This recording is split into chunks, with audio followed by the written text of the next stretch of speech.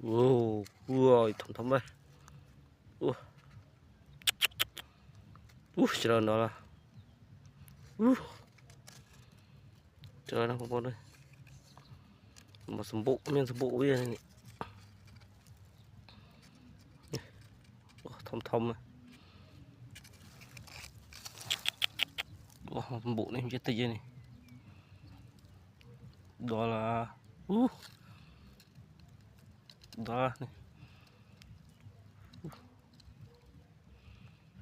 Đó là gì côn về thầm thầm này.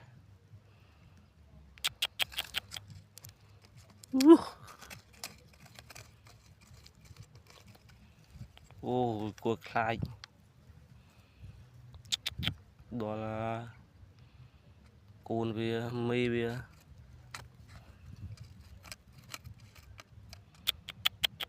Đó là trời